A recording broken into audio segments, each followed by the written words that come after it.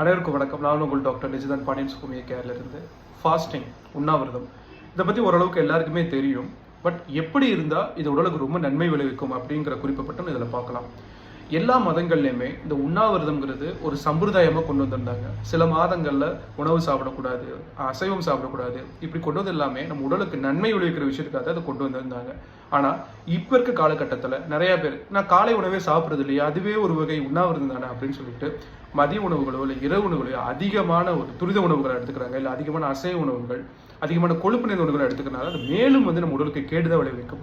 பொதுவாக உண்ணாவிரதங்கிறது நம்ம வாரத்துக்கு ஒரு தடவை ஒரே ஒரு வேளை மட்டும் உணவை எடுத்துக்கிட்டு மிச்ச 2 வேளையும் தண்ணீர் மட்டும் பருகிட்டு நம்ம தொடர்ந்து இதை பின்பற்றிட்டு வந்தோம் அப்படின்னா நம்ம உடலில் இருக்க தேவையற்ற கொழுப்புகளும் சரி, இறந்து போன செல்களும் சரி, நம் எலும்பை வலுவாக்குற விஷயங்கள் கூட நம்ம உடல் நம்மளுக்கு பண்ணி கொடுக்க ஆரம்பிக்கும்.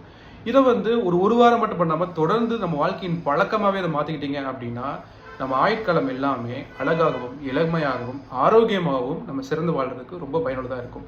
தேவைப்படுறவங்களுக்கு இந்த குறிப்பை இங்கே பகிருங்க. நெக்ஸ்ட் ஒரு குறிப்பில் வேறு ஏதாவது விஷயங்கள், வேறு ஏதாவது உத்தரவுகளை பற்றி நம்ம தொடர்ந்து பார்க்கலாம். நன்றி.